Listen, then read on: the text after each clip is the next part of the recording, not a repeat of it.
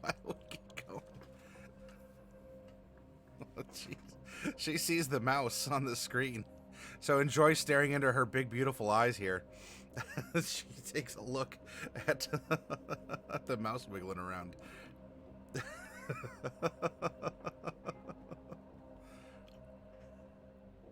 Although, if I were to have an evil lap cat, I think it's a necessity. Simply, if any of you... Oh, no one tells me with whom I can be. I will be with anyone and sire offspring all across Greece, for I am Zeus. Unlimited power.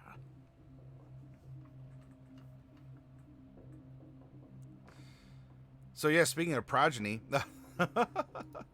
and our dwarf character, our last dwarf character.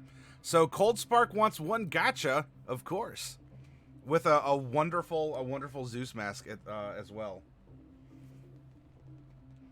So you know what to do. I will stir the capsules around, and when you say stop, I'll do so and clutch onto whichever one is in my hand at the time. So here we go, Cold Spark.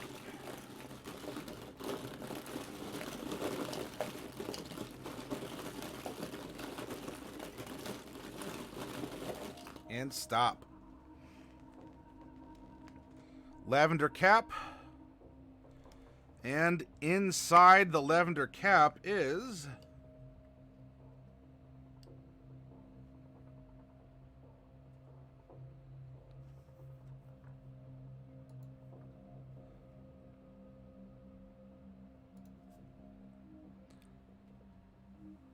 dun dun dun dun dun.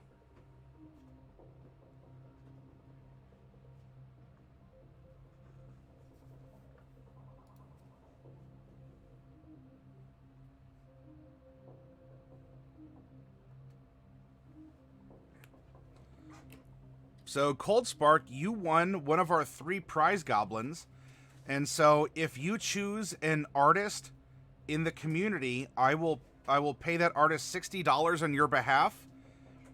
And you can get a piece of art made. So, Cold Spark, just let me know who you want to make some art for you. And I will proceed apace.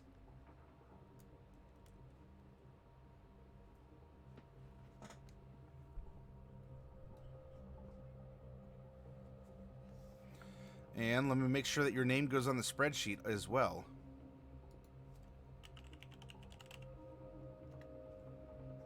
Yep, that is one of the 3. There's a $40 and a $20 prize goblin left.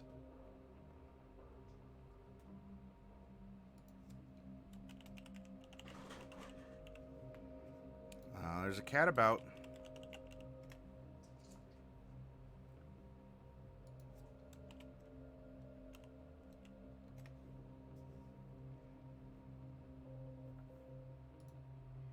And you don't have to do it right now, of course, Cold Spark, but make sure that you go over to our Discord.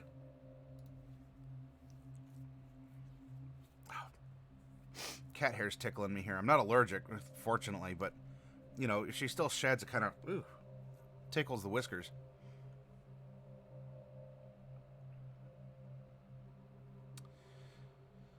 So if you go over to our Discord, you see an area called Talent for Hire. And just look at the artists who've posted Clothcraft, 2D or 3D art, or other services, and let me know who you want it to be. Now, ultimately, what you and the artist create, that's up to you two. I don't ask questions. I don't mean it like that, but I mean, whatever. We all have our likes. But yeah, it's this is a fun way that I can help promote the artists and creators in the community. And of course, you walk away with something cool and everyone wins.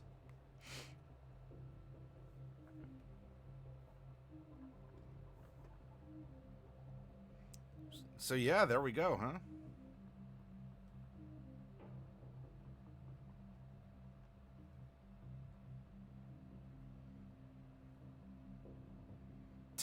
misfit. Misfit. All right, so where were we? Yes.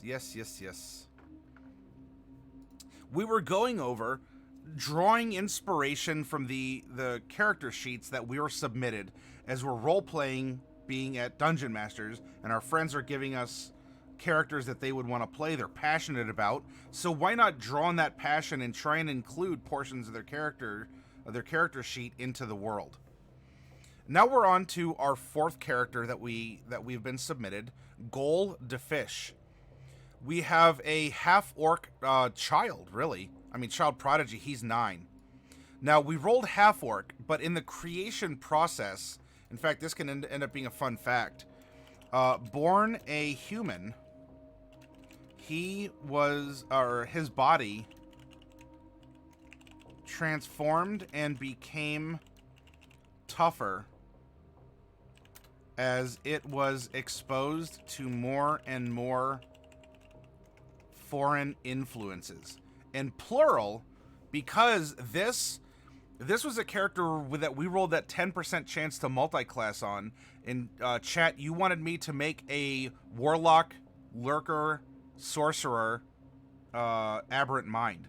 So we're actually doing the fusion dance, and we're combining both playtest subclasses into one character. So we have another sage who's a scribe.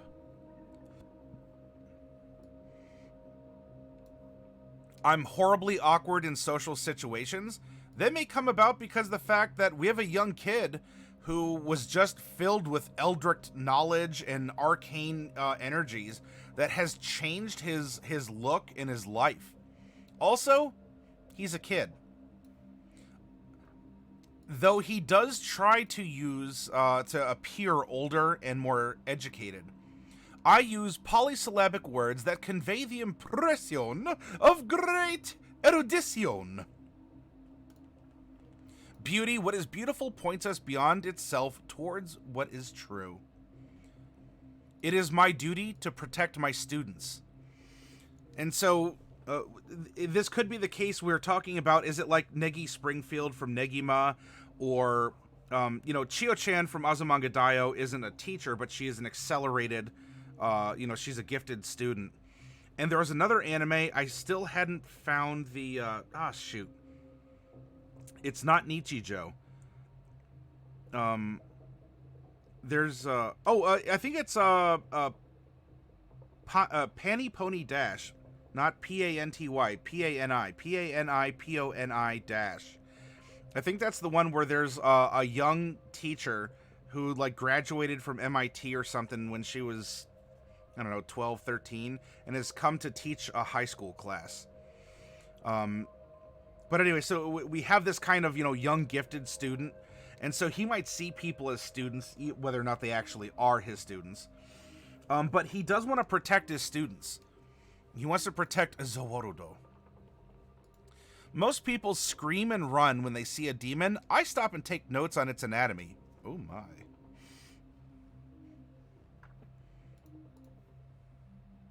But we have someone who is, distracted by information, the opportunity to learn something new, and honestly, that's probably what got him into this trouble.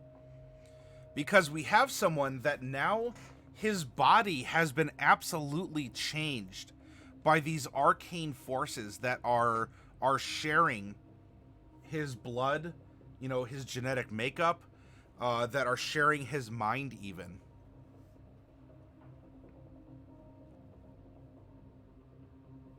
And as the sage, he also got a trinket, and that trinket, which led him to his research, we rolled trinket number 100.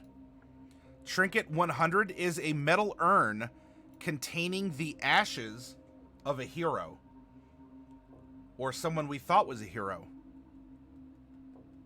This could be another jar of griffin grease as well.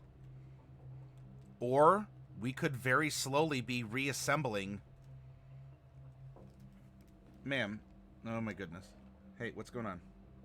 I say hey. Yeah? You want the ring?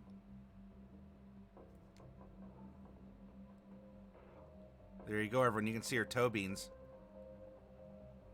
You want the ring?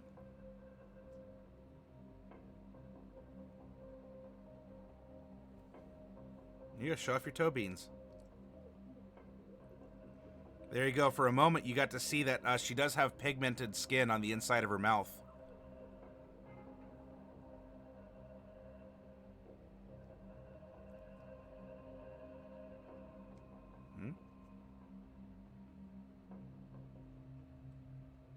All right.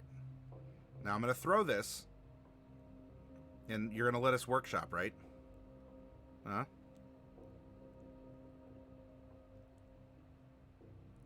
Can I work if you play?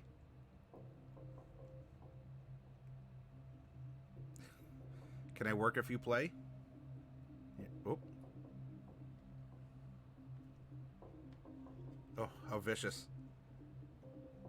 This is just a cat stream now, I guess, everyone. That's what this has turned into. Hey, what's going on?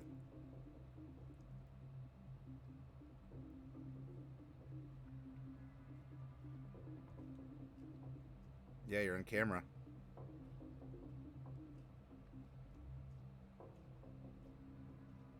All right. Ready? And she's off. All right. So a metal urn containing the ashes of a hero. And of course, these ashes, whatever historical influence, because as a sage, we're a scribe, right? It's our job to research, to look things up, to confirm, to transcribe. The ashes offer him whispers and power, taking him on the mutagenic journey he's been on. Yeah, it's just catting. I like that, Cold Spark. Just catting.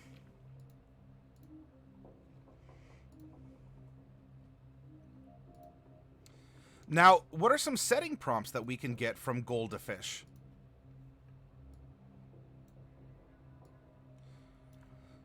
Horribly awkward. I use polysyllabic words. Beauty. What is beautiful points us beyond itself towards what is true. It is my duty to protect my students, and most people scream and run when they see a demon. I stop and take notes on its anatomy. I should note that we're not just a warlock. We are also a sorcerer, or an aberrant mind, and in particular, when we come down here to which pact we took Pact of the Blade. And if you recall, because we just made a rather protective leader that is also a warlock. Here we have a young kid who has been probably found and has been also put on this journey that Ravar comes across. And Ravar may very well have been the one that has taught him. Aw, thank you, Din, not dinner. Thank you for the follow and for coming along with us. That he was taught how to fight and how to protect by Ravar. And so he goes around, along as a scribe and takes notes on the path and the journey. And you know who he'd absolutely sync up with? Actually, the other two sorcerers. Which might even be how those powers begin to influence him. Because Speary is also a sage. And can speak to him about the cosmic being beyond. And Turali here also has a jar of dirt. That is influencing, that's changing him, right? He ends up, using or consuming or has come into contact with this substance. And so it would seem that in our iteration of being a sorcerer, an aberrant mind sorcerer, this contact is important to awaken the blood, maybe stir something that was a part of us the whole time but has lain dormant. until the stars were right, until the seas were in just such an alignment, or not alignment, but, you know, a level or something, right? Whether it's astral or subnautical, that this primal part of us awakened. It stirred our blood, and it starts transforming our bodies into something, maybe to modern aesthetics, you know, horrendous or creepy. But this is our true form, our powerful form. This primal form that exists inside all of us. And here we have little Goal, who is at that crossroads, where we actually have this patron and this other source that are coexisting inside of him, and perhaps even putting him into conflict.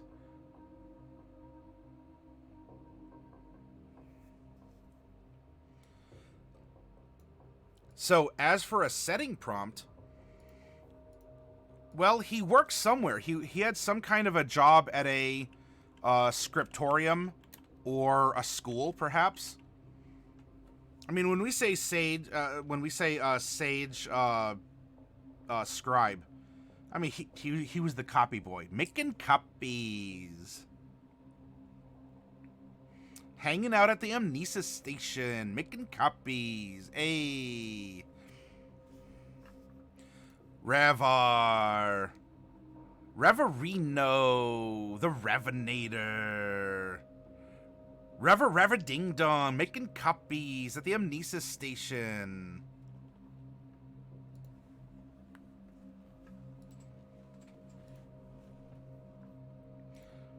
If anyone gets that reference, then more power to you.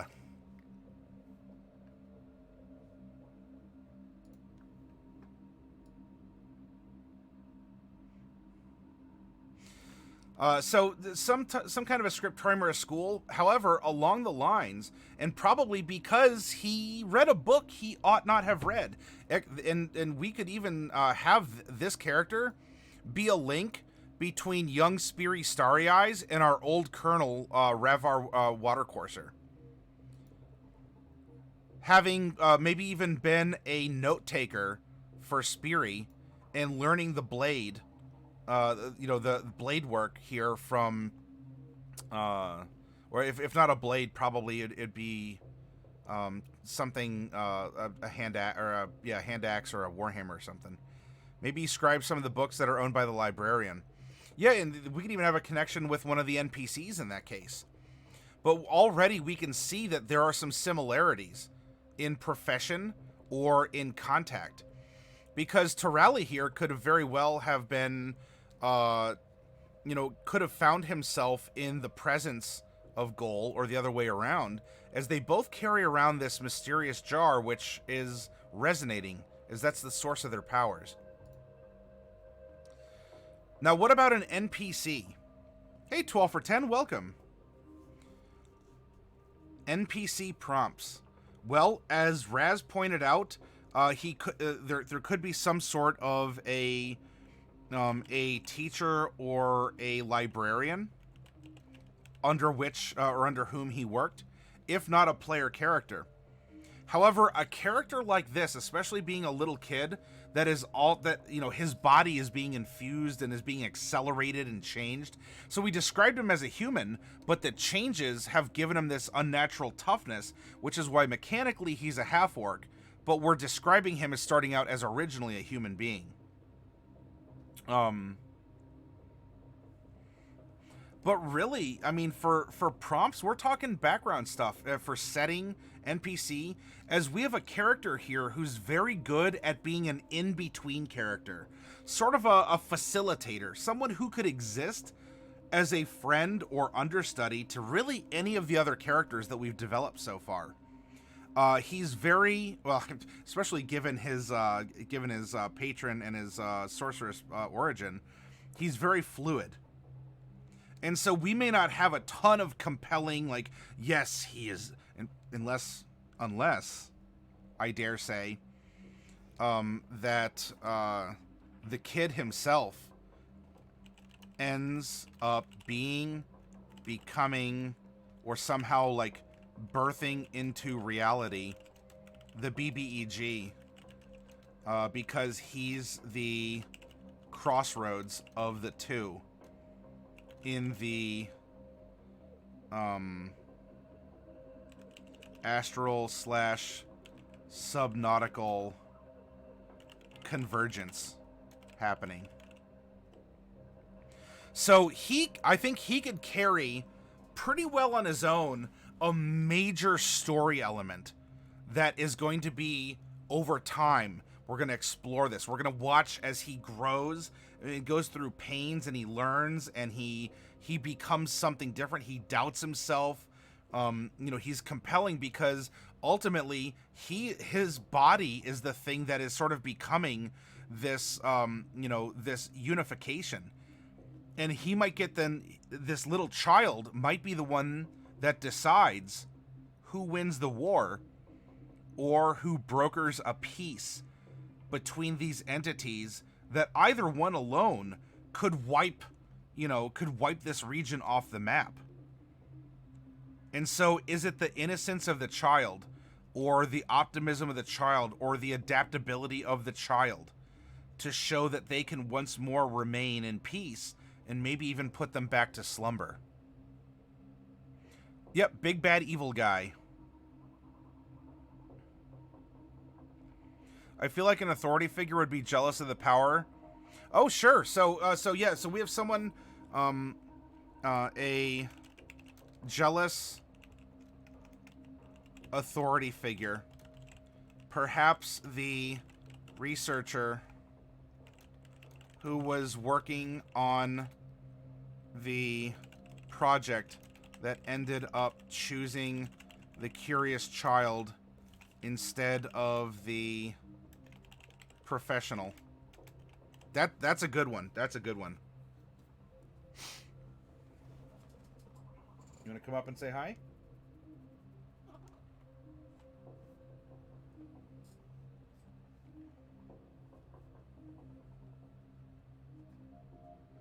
It could be a Tarrasque.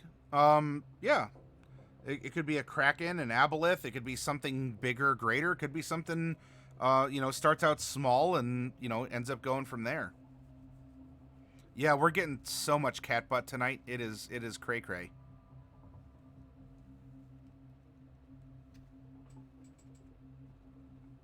So this is our facilitator in the party. This is our party member that really can work with anyone, go anywhere. He may not have a family. Or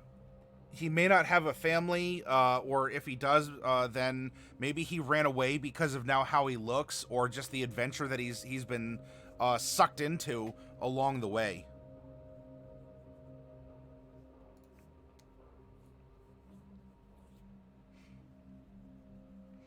Now, what about our fifth character, Kela Bass de Smalllock? We have a female forest gnome, and this is another multi-class character. Now, these ones we're multi-classing.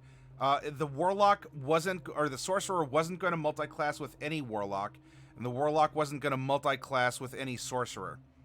So we ended up rolling a Battlemaster Fighter to accent her Aberrant Mind Sorcerer. Now, for her, here we have a 75-year-old adult a forest gnome. She grew up as an urchin, and what we were talking about is maybe she wasn't really orphaned per se. She could have just been, a scamp of a kid, a tomboy who'd go out and kind of run with a kid gang. And I don't mean like gang like violence or organized crime or something, but, just a bunch of other kids from her neighborhood. And, their parents are just, working class folks. And they said, look, make sure you're home before the lamp lights, or before the lamps are lit. And then, wash your face for dinner kind of a thing. Make and do. And so that can explain how she could still have a family and parents. She grew up in a particular neighborhood. She has friends and the like. And along the lines of her, dipping and diving and doing all this into the gutters and the sewers, poking dead bodies with sticks, because that's what all the cool kids were doing when they found it washed up after a flood. you know, she was going and doing all this, and this led her to come into contact with her trinket, which, of course, a trinket was replacing the parental token, because it very much can. And we rolled trinket number 11 for her.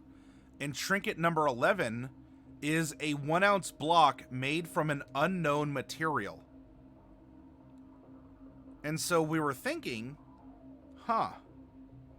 what if the block is actually like a hunk of flesh from this kind of like venom symbiote creature that is giving people this aberrant mind sorceress power?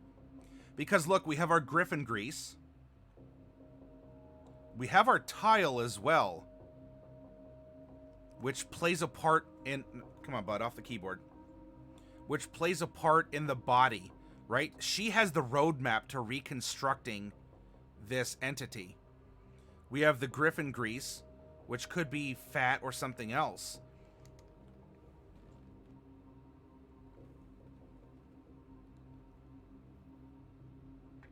We have...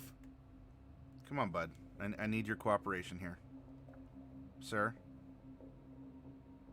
Whoa, I really skipped ahead here. Chapter 5. Let's go back here.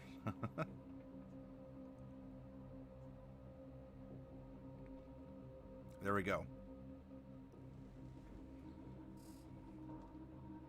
When you say neighborhood and urchin, do those words mean something different to a forest gnome? Or is this forest gnome?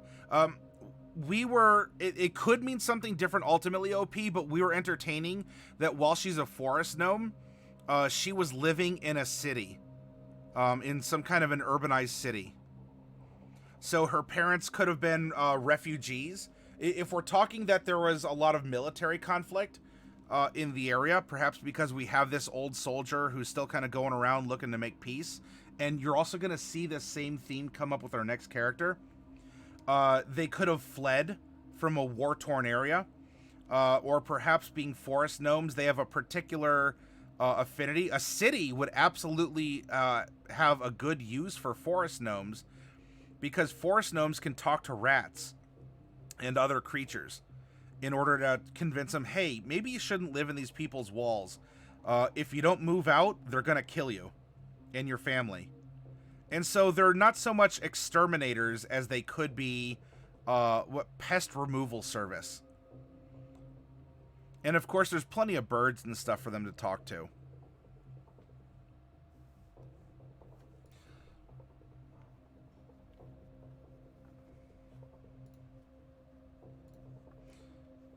All right, so we had Kela Bass here. She asks a lot of questions, and she also bluntly says what other people are hinting at or hiding. So she observes people, and she just sort of states, oh, okay, you're looking for this. You know, a couple examples were, you know, she walks by a food stand, and the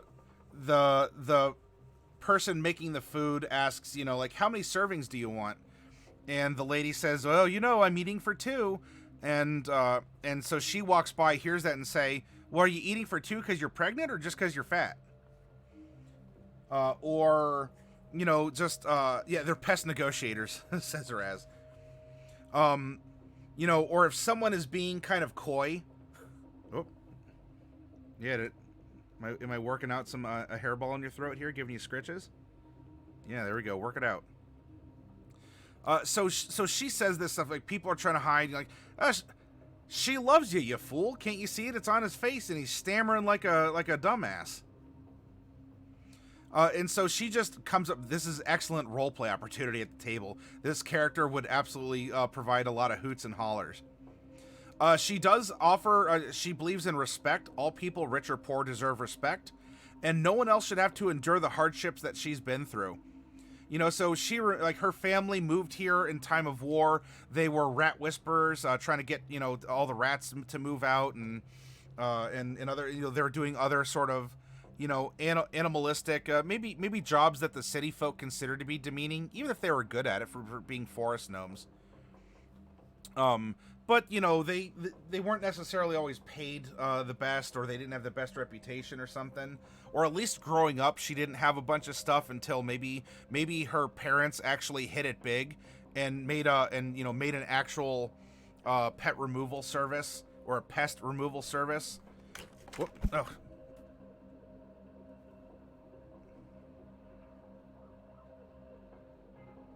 Did we just close this?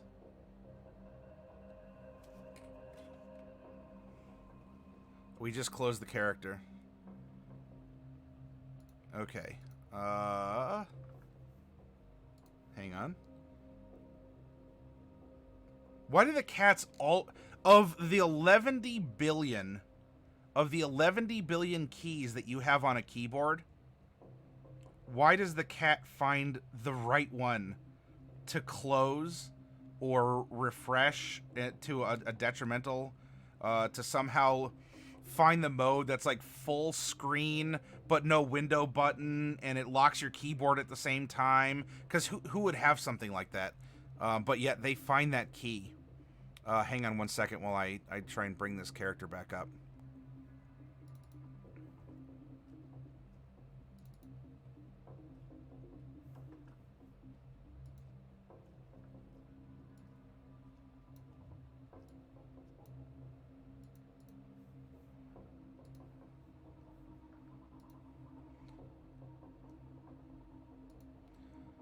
Seems like you have pet removal service.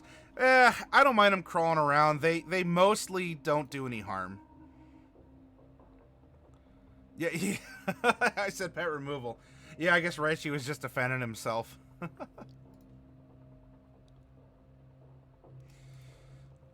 So Kela Bass here, grew up and it was tough times. She doesn't want anyone else to have to do that. And she also believes it's not stealing if I need it more than someone else. Not that she's a kleptomaniac and has to take anything that's not bolted to the ground. Though she justifies any time that she has had to take something, was that she needs it for greater purposes than the person who possesses it. I probably do somewhere that I don't understand. Or it's some weird, like, you need to press, like, the numpad 7, the dash button, and then Control-Shift-Z, and yet somehow with one paw, the cat can do that combo and just, like, reset the hard drive. Because apparently that command exists.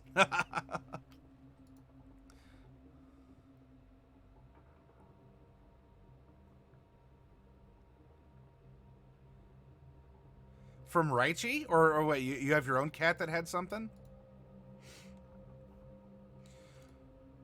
So she's empathetic towards other people. She doesn't want them growing up as such, and so she herself grew up to learn how to fight on the streets, and as she did, she was learning to her body was changing as well because of this entity, or at least this partial entity that she ended up finding when she was a kid, this trinket number 11, that started imbuing her body with these sorceress powers, changing her blood. She manifested tentacles where there were none before. It's an interesting puberty to go through. Just these weird things happen where she'd get nervous and a psychic field would just encase her.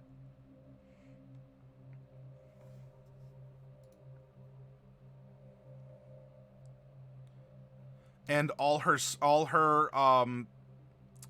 maneuvers and her meta magic reflect this personality and how she grew up, and the fact she wants the world to be a better place. She's very optimistic, very happy. I mean, despite having some, creepy demeanor here, she's a very good person. So, fun fact, she found a mysterious fleshy substance as a kid on one of her gutter crawls, and it began to change her,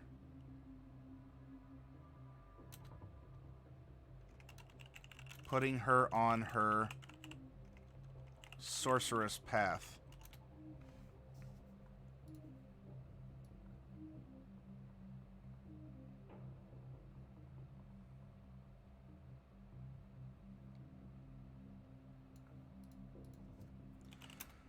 She wants people to be united and happy, as well as full of appreciation and respect for who they are and what they have. She is going to be a very interesting reflection of our next character as well. Oh, yeah. Well, fortunately, I don't have a big red button on here, but yeah, if I had something like that, Misfit, I'm sure he'd find a way to push it. A temporary pet removal service could even be something you charge for under the guise of cat play service. I'm not sure I understand what the reference is, Cold Spark. Can you define that a little bit for me? Now, as for a setting, she is in some kind of a city. You know, it doesn't even have to be a big city. It's probably not like a little village, but she's inside some kind of a major city somewhere.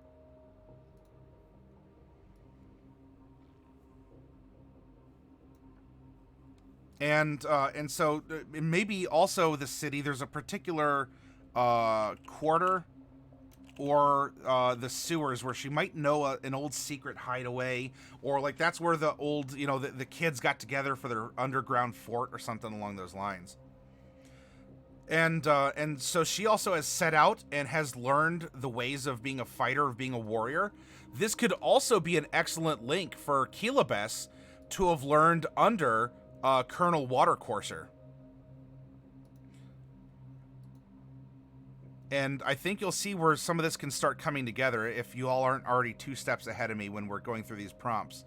Since she can talk to critters, the critters would have seen the goings-on in everyone's personal lives, all of the stations. Well, yeah, so of course, yeah, she'll go and talk to the rats and everything, and they'll be like, oh, yeah, you know, what's happening 3 apartments down, and like, the neighbors are at it again, or just all, you know, rumors, and she hears a bunch of stuff that's going on. Which is also why she can help improve people's lives. Because if she knows, oh yeah, you know, the Johnsons, 2 floors up and, you know, 3 apartments down to the left, they're getting ready to have their whatever if kid. And so she likes, oh, I'm gonna go get a welcome basket for the little babu that's on its way. And so like anonymously they leave like a little baby shower basket for this expecting family, that even though they didn't tell anyone yet, and it makes their lives better. Hey, Hypnotic Gamer, welcome. Welcome, welcome.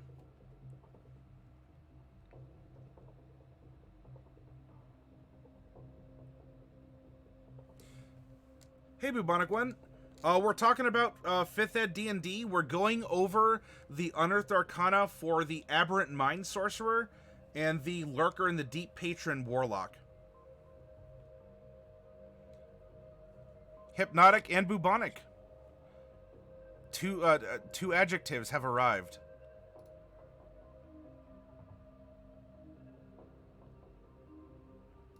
Now, what about NPCs?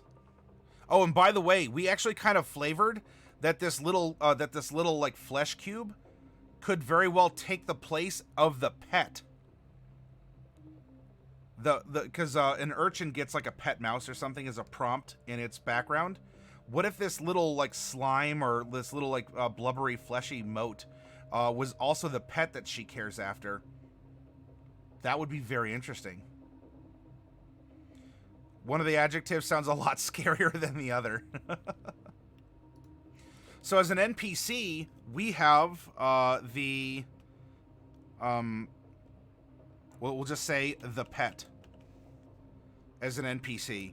Because it probably talks to her, especially as a forest gnome. And its influence, again, is what's giving her these sorceress powers.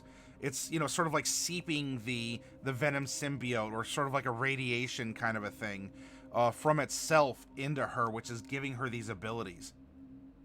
There's also probably someone, and it could be the player character, but someone taught her how to fight.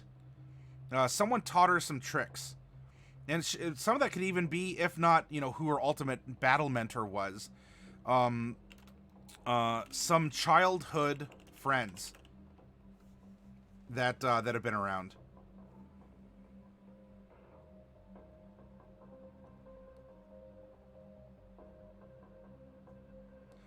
How do you care for and feed a flesh cube? Have you seen FLCL, Raz? There's an anime called FLCL, or Fooly Cooly. And while not a flesh cube, it's a metal cube. And so perhaps the answer to how do you care for and feed is a little cube like that, is in that anime. No, Hypnotic Gamer, don't worry about it. If you needed sleep, you needed sleep. You had a really good haul last night. Yes, it has, Bubonic. And I will... Let me link you to it real quick, so you can take a look-see.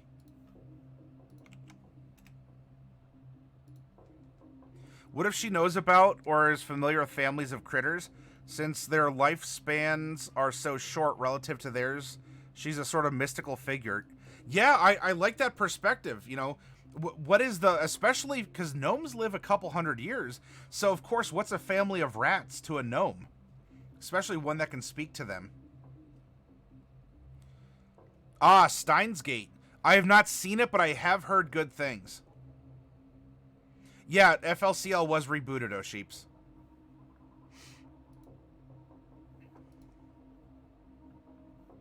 Now, as for a villain, you know what? She probably has someone in the city that she stole from, or that she worked for, or even a kid that they just had a falling out. Or in the kid actually joined, like, not a scampy, you know, like the Rascals style kid gang, but probably joined a more sinister or vile gang. And so again, we could have a former friend who is now a villain / rival.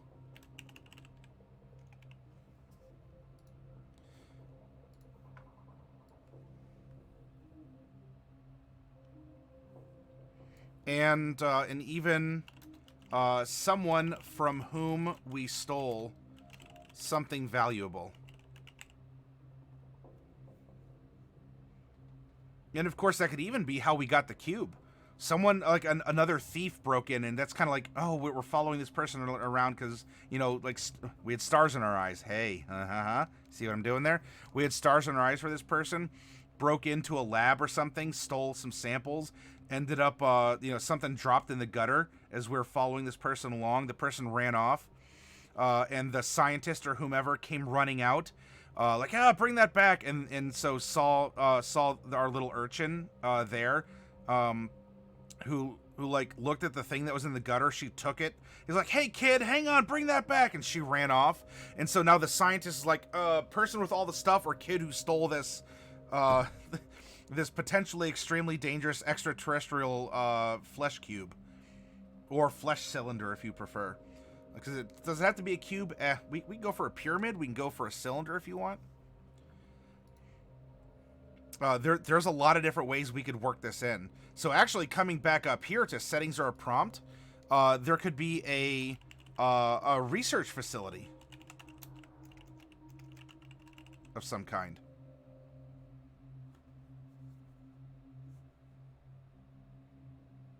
You have stars, but Hypnotic Gamer, I am not able to confer spells and spell slots for you. I appreciate the sentiment, but unfortunately, I don't have arcane gifts to give in return for those who have the constellation of the Morgs.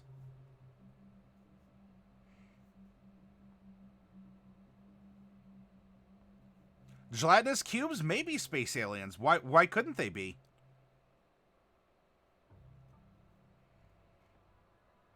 I definitely think that they could survive, you know, trips through space, and, you know, what's radiation or cold to them? If anything, gelatinous cubes would just eat all the space dust as they float along, just kind of bloop bloop bloop, and eat all the little things. Ancient aliens, you got it, Refry. They could have been stuck to a mind flayer ship. Yeah, like little parasites or something. Or think like what, Metroids. What if, you know, what if they're like Metroids? From whatever Nintendo franchise that is.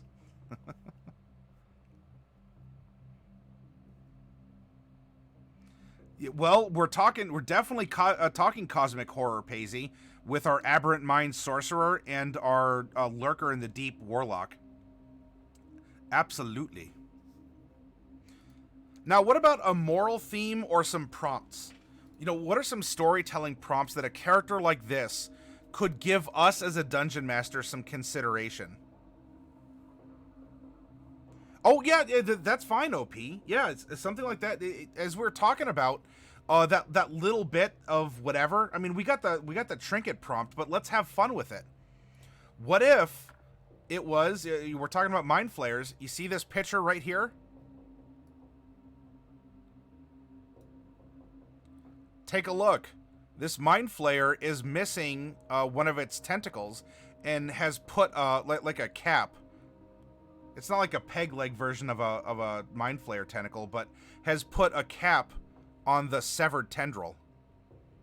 And so what if an illithid tendril was actually being studied, or that the scientists were trying to grow an artificial mind flayer or something from it as a sample?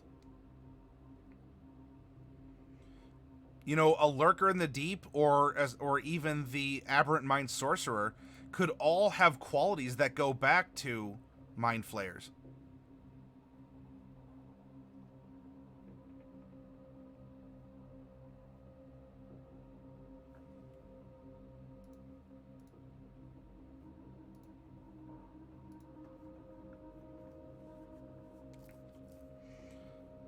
So for her, I don't know if there's really necessarily a redemption arc, but I think that's something,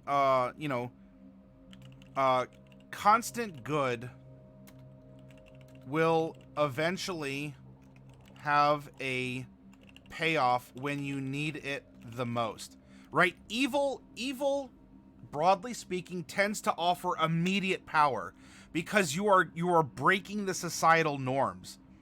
Right? If you need money now, you go to the bank and don't do this. You go to the bank and rob it, and then you have money now. Because who is expecting it? There's not like,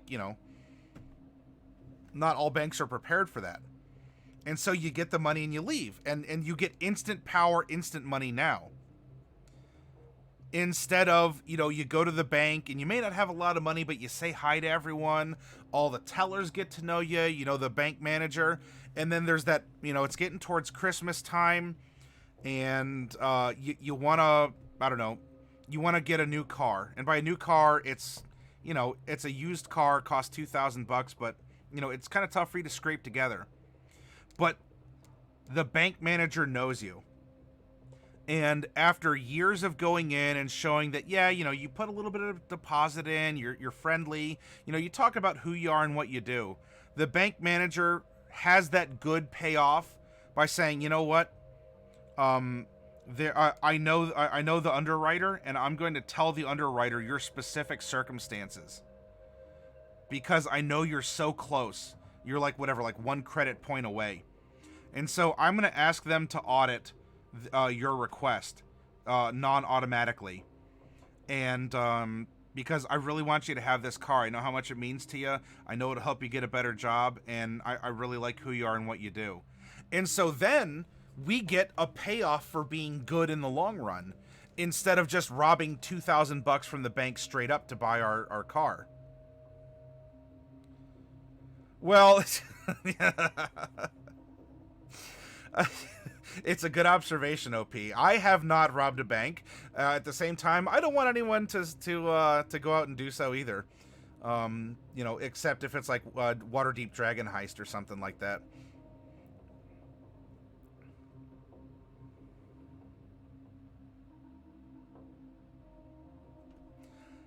I don't know. Look, today's litigious society, or, I mean, as a broadcaster on Twitch, it's sort of like you live under the eye of Sauron, because you don't really know if Twitch is gonna ban you for, because what if someone took that as a clip and reported it, and you got to go through a whole auto, you get like auto banned until someone can review it.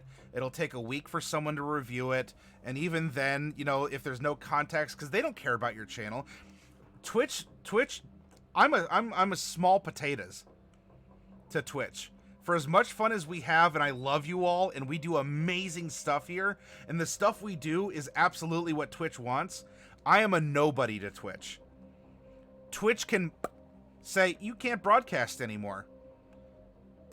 Because I apparently have a clip out there telling people to rob a bank. And so I throw that out there just for the abundance of caution. So in case something like that were to happen, there's context, and I could somehow appeal it. Well, there you go, Paisy. You know what to do after the charity marathon. Just remember, as you're walking out with the comically large burlap sack with the money sign on it, just say it's for charity.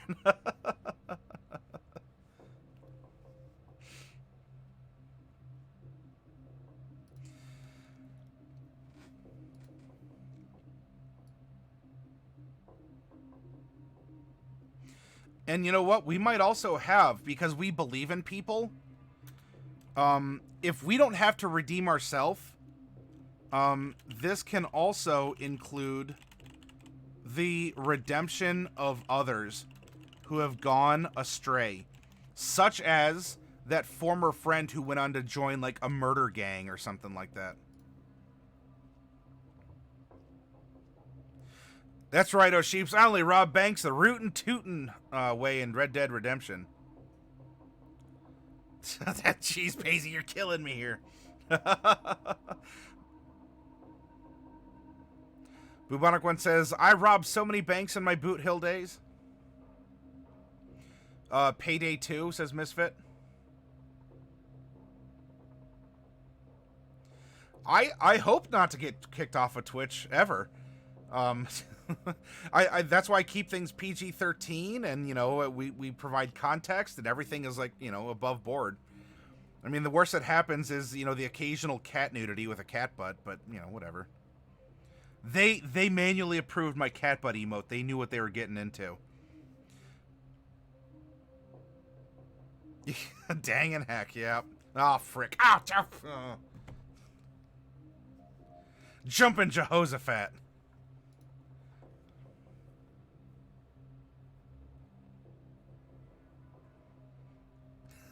No ban, says that. Donnie, I'm with you. No ban, please.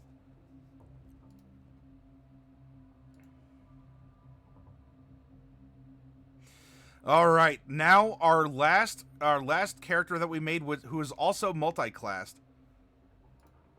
Oh, stars and garters, oh sheeps, ye gods.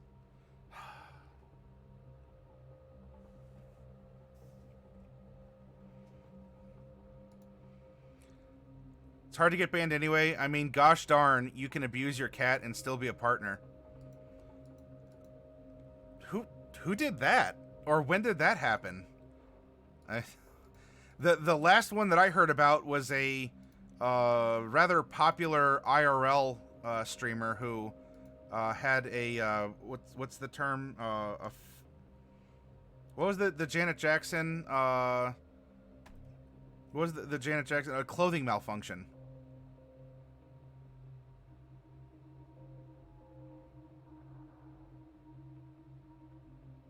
Yeah, a wardrobe malfunction. Thank you. Yeah. There was a streamer who had a wardrobe malfunction. Yeah, thank you. I mean, when you say abused cats, are you like on stream they pick them up and slam them into a wall, or like step on them or something? Like what are you talking about in that regard?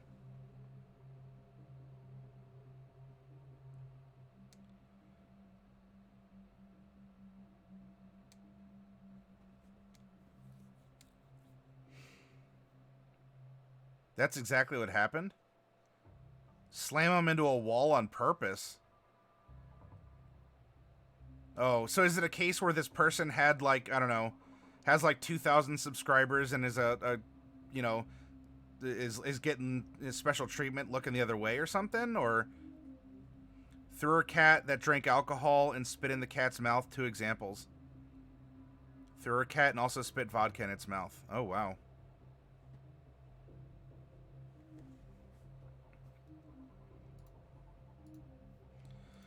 I pet and love my cats. Yay. I want Twitch bucks now. All right, what about Vaska or... no, Oh Sheeps, is this Vaska with a long A, or is this Vaska? Vaska or Vaska? Vaska, all right. So we have Vaska the Shepherd. Or Vodka the Shepherd. Vaska the Shepherd. I'll let O'Sheep... You beat me to it. Vaska is the name was prompted by O'Sheeps. We have a male half-elf who with the acolyte background, who is a Lurker in the Deep Warlock and an Oath of Ancients Paladin. And this works very well because the Oath of Ancients, primordials, things that existed before time in the mists of creation, ancient elementals, things along those lines. And of course, what is the Lurker in the Deep but one of those? And so we randomly rolled into a Paladin off of Warlock from our character creation chart. And his personality is as follows. I can find common ground between the fiercest enemies, empathizing with them, and always working towards peace. Again, there's more hints that there's a war of some kind going on. I am tolerant of other faiths and condemn the worship of other gods. So he understands people of other faiths. He just thinks that they're foolish for worshiping other gods. Then apparently this one Lurker, the one true one, the one that is the overgod or the elder god, even to the young ones that have been around for only 10,000 years. This one has been around even longer. I always try to help those in need, no matter what the personal cost. And by the way, he is evil in his expression. His expression is that of neutral evil, so he's more selfish. Everything I do is for the common people, and I judge others harshly and myself more severely. So we're getting this vibe that he... we likened him to Quark from Deep Space Nine. Quark is very selfish, but he does things for other people also. And as it translates to Vaska, Vaska is the type who will bring down society because society is eating people up. People are living in poverty, like Kela Bass. You want to talk about a link? People are dying in wars. You know, what is man but a miserable pile of secrets? And he wants to, he can level faith or level cities or level cultures and bring them to this true unified origin because it is for everyone's good. It absolutely is for everyone's good because it's who we are. It's a return to what we were. We've drifted so far. And at the end of the day, when he says, you know what, I only converted 10 people to the faith, I could have converted 14. I'm going to lash myself 4 times for each person I could have possibly converted to this faith, this power, which obviously exists because I'm a conduit for it. He's passionate, right? He has performance, persuasion. He took Ascendant Step as a Warlock invocation so he can lift himself up with Levitate at will and speak down to the masses. Or as a Paladin, levitate up and ride the weapon down for a smite. Or to just show off unlimited power. Bewitching Whispers, Sign of Ill Omen. A voice of the Chainmaster. He speaks through his familiar. And what of his familiar? And what of his trinket? We rolled 99.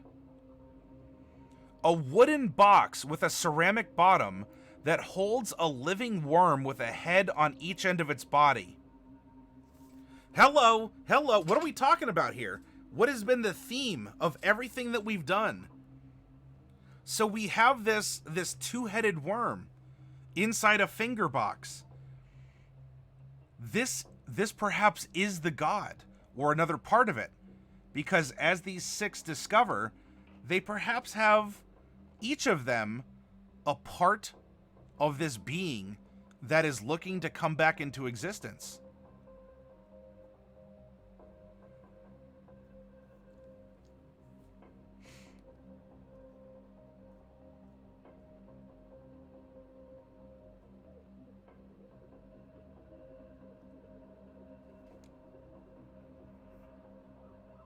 Yeah, it's for everyone's good. Exactly, OP. That's how he sees it. It's for everyone's good.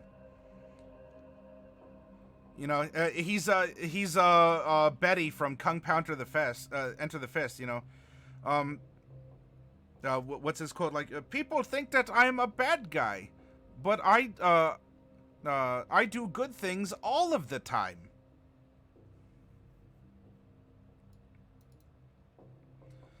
Oh no, I have happy feelings all of the time. And so this has been his person. He has received enlightenment from this two-headed worm. And also, in the morning when he's praying for his spells and everything, he puts his fingers in the box and the worm kind of completes the circuit. And we're describing that the worm kind of like fills him with this entity, fills him with the power. The spells flow from this cosmic worm that he has. That this primordial first being. It empowers him. There's no doubt in his mind that it's real because it is. It's there. I just started Star Trek The Next Generation, so I'm catching up on references and characters, even though it's DS9.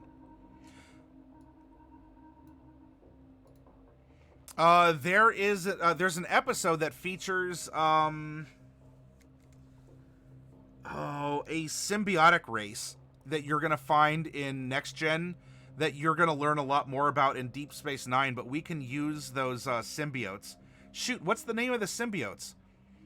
But you can use the symbiotes as an example as well.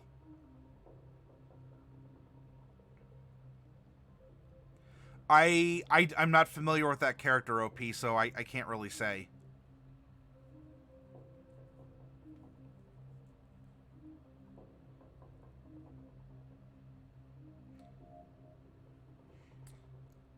Jax? Oh, well, yeah. So no, Jax was the name of the host.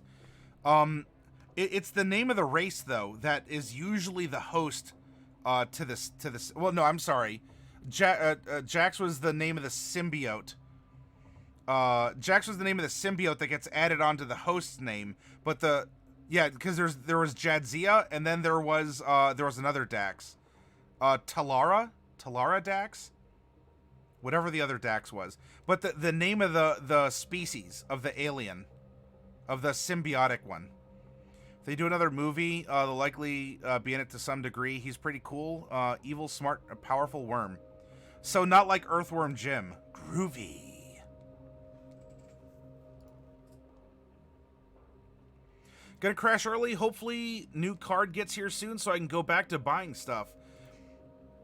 Well, yeah, you gotta, take care of the things that you need to get first. And I hope, Donnie, if this week didn't conclude your loan process that you're talking about, I hope that you get to that 100% progress bar on that this week and everything moves forward for you, because, there's going to be no better feeling for you. The Trill? Thank you. All right, so the Trill are the symbiotes, and then what's the race of the usual hosts? I know we're getting confusing. So Vaska the Shepherd communes with a primordial aspect of the Great Worm in his finger box, which infuses his body with power. Oh, they're not given a separate name.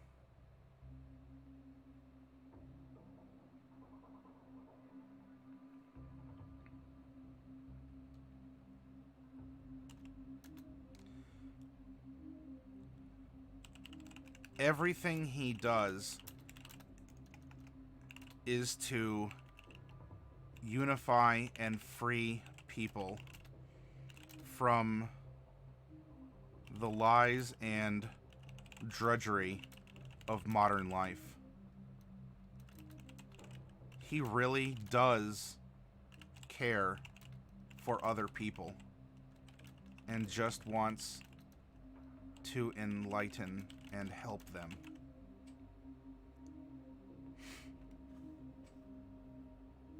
Now, a setting prompt that we can draw from him.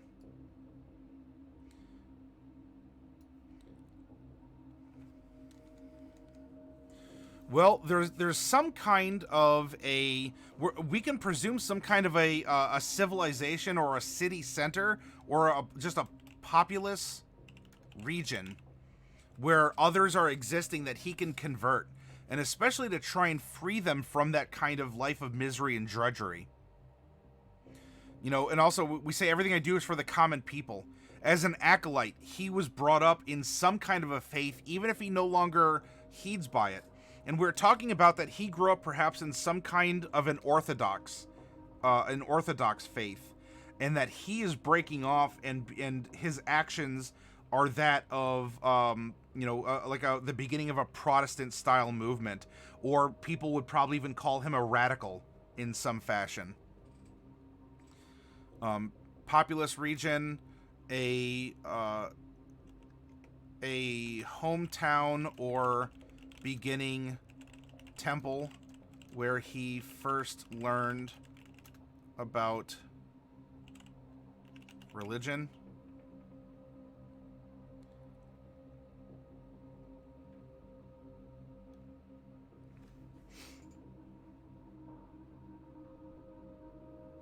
And there's probably some place, if not buried in the temple itself, some place he found the worm originally, which could act as a base of sorts, or at least a place to contemplate.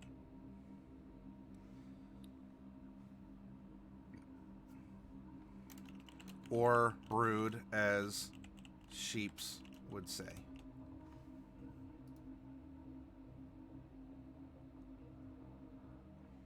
Or if not brood, then have a big mood.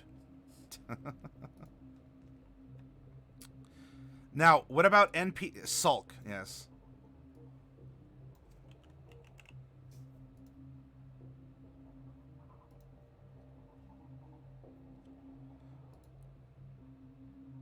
There's a character in Final Fantasy XIV you would absolutely love, oh sheeps.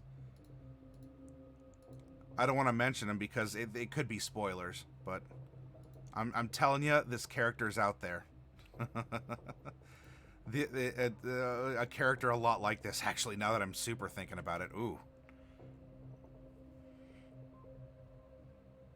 Another husband to the list. Yeah. Does he jump a lot? I don't think he jumps a lot. He certainly plots and broods. Yeah, I'll give you his name. If you want to look up anything, that's on you. His name is Emet Selch. E-M-E-T space S-E-L-C-H. Just be careful for anyone out there, because if you research Emet Selch, you could get plot spoilers for Final Fantasy XIV. But Emet Selch is exactly what you're probably thinking of when it comes to... No.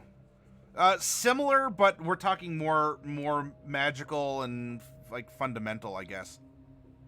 Master Mage, good morning to you.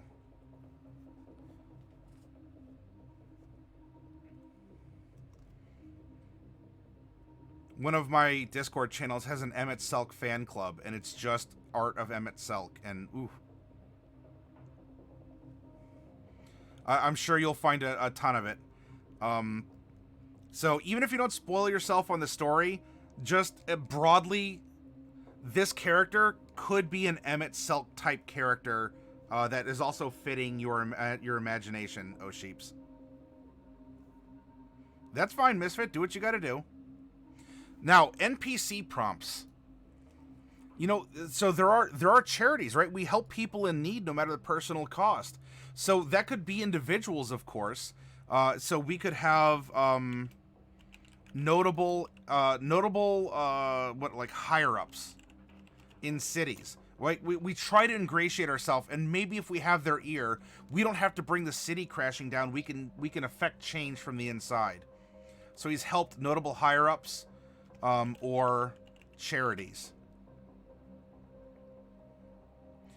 We might even have someone that that he turns to. He might actually have a friend or a sidekick or an NPC in some way that when he returns is the one who administers the judgment on him.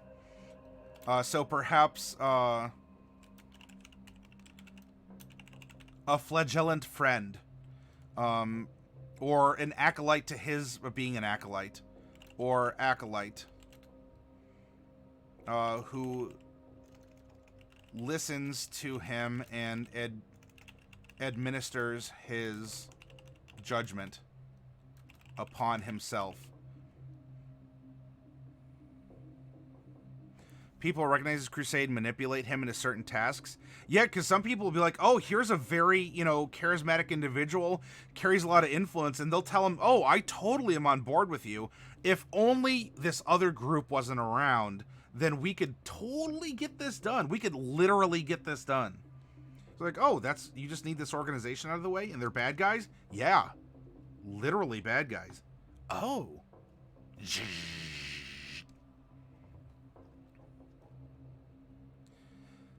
Other NPCs would be enemy leaders with whom he has brokered peace.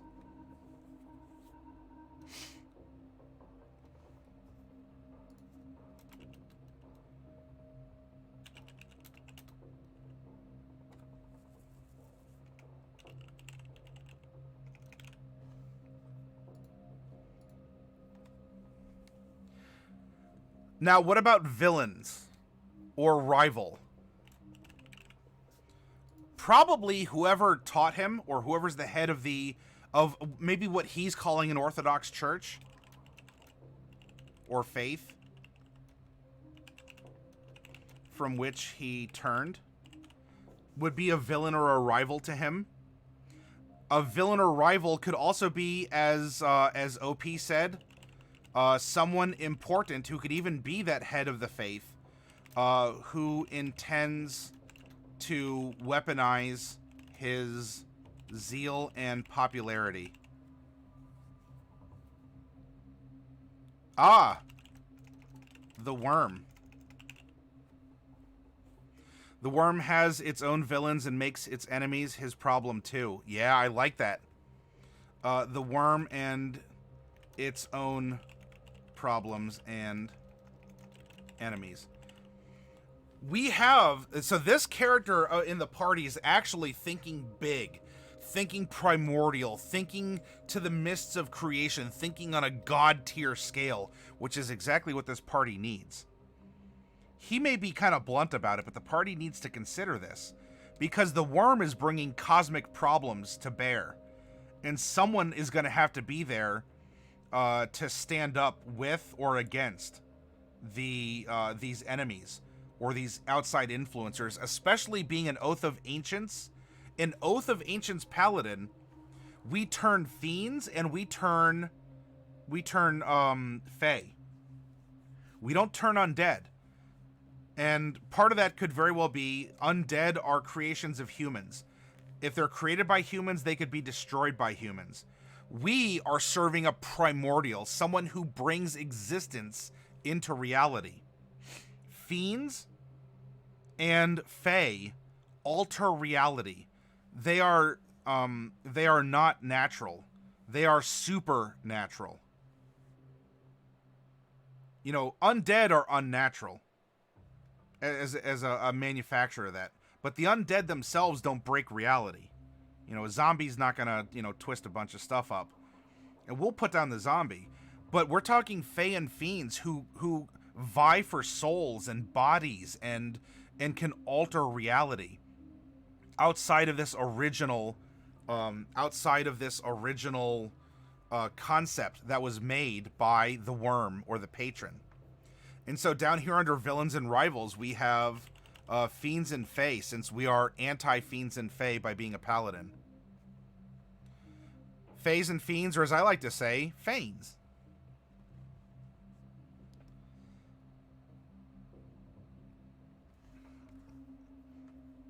Lots of friends, lots of enemies. But such is the life of someone with a 20 charisma. Or as some say, dinner. Now, what about a moral theme or prompts? For sure. Ends justify the means? Question mark. Themes of sacrifice. What are you willing to give up in order to get what you seek? Also, concepts of, how would I put this? Something like tough love, or someone has to take responsibility. Right? We have kind of a Rorschach moment from Watchmen as Vaska here, you know, the people look up to me from the gutters, you know, and the you know, with the crime and murder and the prostitution, and they cry for help, and I'll look down at them and say no. It's something along those lines, where people are apparently wallowing in misery, but they look for someone else to do it. And then, of course, when someone steps up and does something about it, they're the bad guy. I'm not saying that's a universal constant throughout history, because, I mean, we could see good and bad that has come from that. We're talking about this instance, or this notion, that he sees people who are miserable. I wish someone would do something about it. Fine, I'll step up and do something about it. Here you go. Well, I don't like that solution.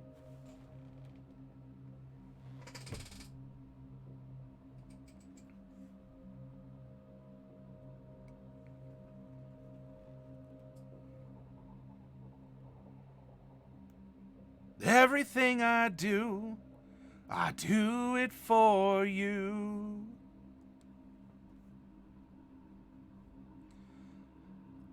Have you not had a pixie smothered in a cream sauce and garlic with bruschetta on the side? I can't say I have, Misfit. He's the type to be like, I want something to be done, no one else is doing it, and if you're going to complain, you should have stepped... Yeah, exactly.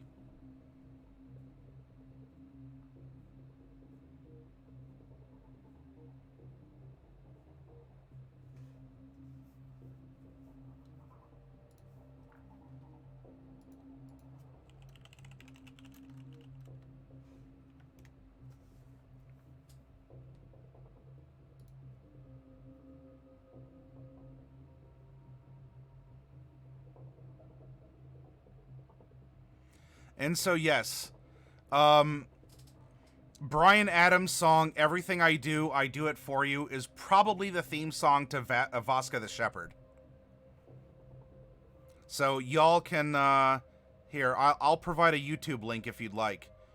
I won't play it because I don't want a copyright strike here, but let's share. And this is the theme song, perhaps. You all might think of other ones. But this could be Vaska's theme song.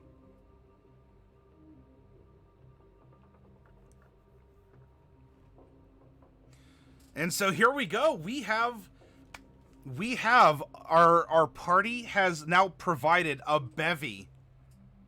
A bevy. B-E-V-V-Y. Tell Becky it's a bevy.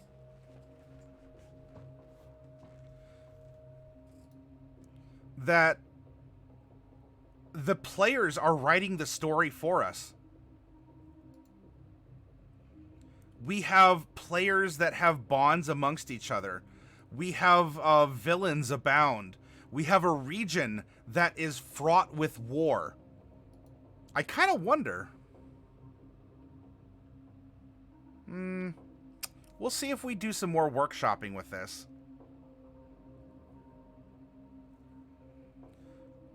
You took the bevy to the bevy, but the bevy was dry.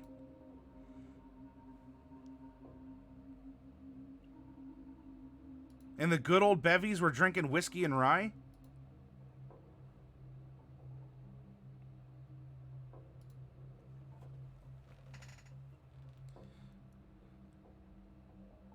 So we have all these campaign prompts that are just... It has built a setting for us. Because looking at this, I think we have a war-torn region. There's going to be a mountain. There's going to be a coast. I mean, if I were to bring up our setting page, we'd have mountain and coast. We would have a rival city or nation, or even a couple, and draw the borders. That there is some kind of a war going on, or at least tension if the war had already been fought. There's some sort of great place of learning that could be independent, or perhaps that in each of the regions, there's a place of study that they work with each other despite the political conflict they've been out of it. And in fact, a part of this could even be the war going on, could even be a holy war, a religious disagreement that has boiled over into armed conflict, or at least did until it was put down, and now in the wake of it, we have folks like Vaska going out and preaching unity. Unitinu! We can all come together in this peace if we realize we're all the same deep down.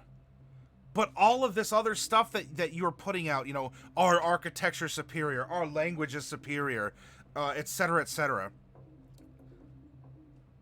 It's tearing us apart.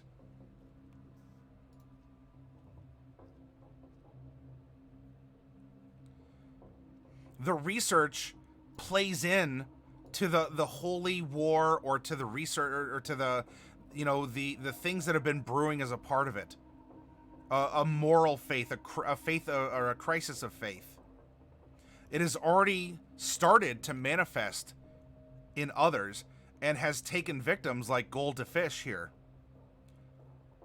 who will end up probably, Gold to Fish would be very interesting, because Vaska, I think, would see the potential in him and want to convert him, but he is, you know, he's just a kid. And he's also someone who's more the cold hand of science than anything else, being a sage. And everything happening, I want to study it, I want to understand it, yet he's the decision maker. You know, we have the bringer of the apocalypse kind of thing, but we have truly the one who will decide the fate here. We have others who represent optimism, even in these modern times. Pull yourself up by the bootstraps. You know, Kela Bass is doing the means justify the end. Vaska is the end justifies the means. So we're getting awesome play off the characters. You know, we look through it at someone who's the old commander who looks back. He wants to help people. You know, is trying to teach the kid how to survive. Ends up maybe teaching Kela Bass how to swing a sword as well. You know, just to try and prepare for the future, because he's a product of the war, whether it's past or present. And so we have someone who's steeped in that kind of history. Speary Starry Eyes is an excellent catalyst. She's antisocial, so she's not exactly going to know a bunch of people, but she will facilitate a lot of what is going on in the world. Because she does know people, she knows where to get information. She's very, very intelligent.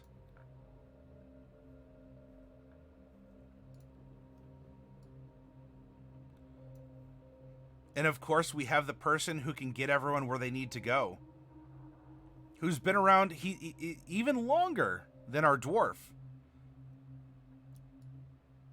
Someone who also holds clues to the nature, not just an astral nature, but the sea as well, because we're talking about beings on high and beings below. And so each of the characters now are bringing something unique, an aspect to study the conflict, the religion, the resolution, the war. Ends justify the means, the long-term goals of being good. Patience is a virtue. You know, you have to change yourself from the inside, not just rely on things given to you, external powers.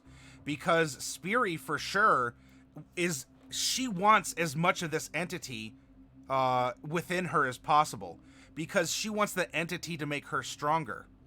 There are other characters that are strong from the inside because of that. You know, Vaska was already strong and was reinforced by this entity, so he's kind of a middle ground there. And so despite the repetitions in the party, where we have several warlocks, several sorcerers, a sorcerer warlock, and non-optimized, non-mechanically optimized multi-classed characters, we have a party that is unique, diverse. When we fill in the spells, we'll bring a bevy of spells, of different spells, and skills to the table. And you can look at this party and say, you know what, this is dumb. You're dumb. I hate this workshop forever. I literally hate you. Because you don't have a cleric, and every party needs a cleric. Why do you need a cleric? For heals. I mean, other classes can heal. Druids, bards, anyone who learns the cure spell, which could be a fighter, a monk, because there's a feat for it. So yes, we do not have a dedicated cleric that is pigeonholed into healing this party. A group that's traveling like this, and I want to say this to all of you as dungeon masters out there, it's okay to have a party that doesn't have a dedicated healer. It means that the party's priorities are going to make sure that they're either staying safe, and so they're approaching things from a stealth or a social point of view, or that they're going to be purchasing potions or healing services. Maybe even, dare I say, when they complete an adventure or a dungeon and go back to town, Vaska has Shelter of the Faithful. And so just possibly they can receive healing from someone back at his old faith that's not a villain or rival. And so, yeah, they don't have someone in the middle of a dungeon. That's why you bring potions. But we have to spend money on it. So sure, apportion it. Or heck, we just made someone up here. Turali here, our elf, has been saving money for 100 years to be responsible to stockpile stuff away. Patience is a virtue. Do you not think that in this stockpile, as a dungeon master, we couldn't look at this, at the player with this character and say, sure, over all these years, because you want to keep your, you want to keep things happy and healthy aboard the ship. I know you favor the ship over the crew, but the ship can't operate without the crew. So sure, I'll tell you what, everyone, when we start this adventure, as of right now, Turali has stockpiled 50 healing potions. And you could just dig into them for free as a part of the adventure. And then you go on to buy more later when I'm handing out extra treasure. Hello, that works. Misfit, oh, time to die in bed. No, don't die in bed.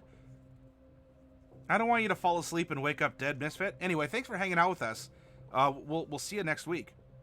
Hey, Dealy. Jello.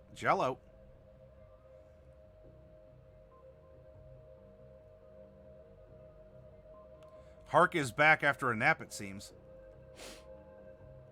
All right, Misfit. And hopefully, by Wednesday or Thursday, I'll have some Avernus. Fingers crossed. Like, I'm waving cash at the distributor. I will give you the monies. You give me the minis, and I'll give you the muns. And they're like, eh. So it's ready and rearing to go. Yes, Daily, share the story. You got a chance to introduce someone to their first D&D session. And yes, Daily does have Avernus minis. No. So this is how you get around stuff like that. Or you know what? Give a wand of cure wounds to someone. Why not? Or scrolls. Healing is copious in 5th Ed. That's why you should play what you want. Do you want a party of 4 barbarians? Play a party of 4 barbarians. You're going to have a blast. You'll still be functional, sure. You're not going to do things in a traditional kick down the door, beat the monster D&D fashion. You're going to do things in your totally unique, cool way. Just as this party is. Anyway, I got to get up and take another break, everyone. So why don't we come back in about 10 minutes or so, and table talk. We can talk spells. We can if there are questions you have daily. I definitely want to read about the session if you have the time to type it. I know it's kind of late on a Saturday though, but let's hang out for a little bit longer tonight, and or maybe even if we have a little bit of time, and I don't see why we wouldn't. Maybe we could play a round or two of TKO. That'd be a lot of fun. Anyway, we'll be back in a little bit.